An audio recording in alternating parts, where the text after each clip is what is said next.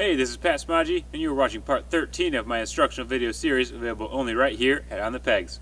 Last month, we went over back tire hops on a hill and on flat ground, and today I'm going to be talking about taking that to the next level by going from rock to rock. Besides just looking cool, back tire hops can be very beneficial in getting through a tricky part of a section. Right here I have 3 rocks in a line, and the most efficient way is to do it all in the back tire. But we're going to start with 2 rocks focused on that before moving to the third one. Since this first rock is not very big or square, you can either drive the rear tire in and roll across the top before popping, or you can do a zap and set the rear tire on top before gapping across. Even if you can drive the rear tire into it, it's good to practice zapping, because if this was more square, it'd be much harder to drive in, but I almost always prefer a zap. For me, it just sets the suspension up better. Right when my rear tire lands up top, the rear shock compresses and wants to rebound right away, and I can use that for my timing. When the rear tire drives in, it might stay compressed, and it's a bit harder to time and a bit harder to get as much lift to the next rock.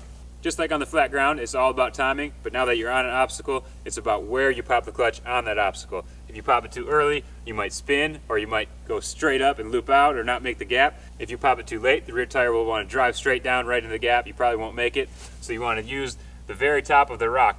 And to do that, you try to pop the clutch just a couple inches before. This is the spot you're shooting for to pop the clutch, and use that as rebound and traction. Since it's a little bit slick, I can't get away with popping it here. I have to roll right to the top and pop off of the top, so hopefully the tire will form around that and give me good drive, good traction, and good pop to the next one.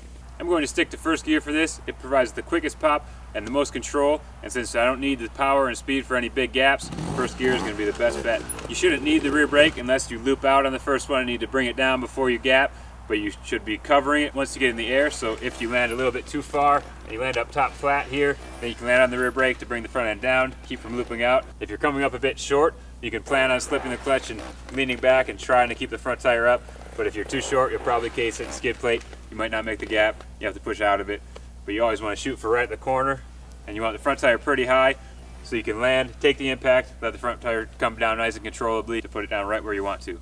Although you can still make it if you land up top, or if you land a little bit short, you should always be shooting for the sweet spot right at the corner, front end up, and try to controllably bring the front end down when you're just focusing on 2 rocks. That'll help you when you're ready to go on to 3.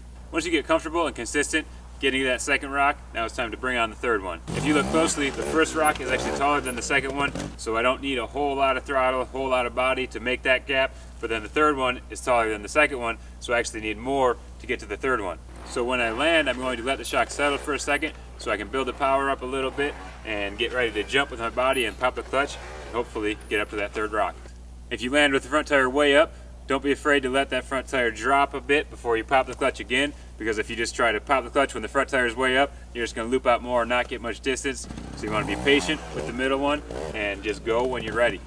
I always try to minimize my correction hops, but if you land a little bit off balance and you need to save yourself, some small hops will buy you some time until you're ready to make the gap. If you land with the front tire too low, you have to be ready to act right away. Right when you get on it, you're going to have to pop the clutch and jump, and hopefully keep the front tire out of the hole and still get some lift to make it to the final rock.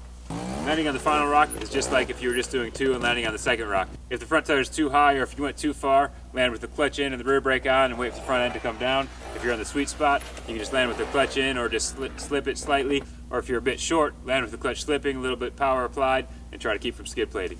As the gaps get bigger, you will either need more power, more speed, or more body, or a combination of all 3. As an extreme example of this, I'm going to jump from this rock, miss that rock, and land on the third rock. Since I need so much more speed and I'm going to be clearing such a further distance, I'm going to click up to second gear for this one. The technique is the same, but I'm going to be coming in much faster. This is going to make the takeoff point feel a lot smaller. I'm going to do the same thing, a quick zap, and since I have so much speed, I'm going to have to be ready to pop right away, pop the clutch and jump as high as I can, and right when I take off of this one, I'm going to be looking exactly where I want to land on this final rock. There's not a lot of room to land, so I know if I overshoot it, I'm going to need to land on the brake. If I undershoot it, I'm going to land and slip the clutch and hopefully keep from skid plating. Another thing that really helps when you're trying to clear more distance is to really stab the pegs when your rear tire lands. Push on them as hard as you can and try to drive the rear tire into the ground. This will give you more drive and more compression of the shock, which will lead to more rebound and further distance. Just like learning these on the flat ground, it takes a while to be comfortable and consistent with them, but hopefully it will pay off in a section someday.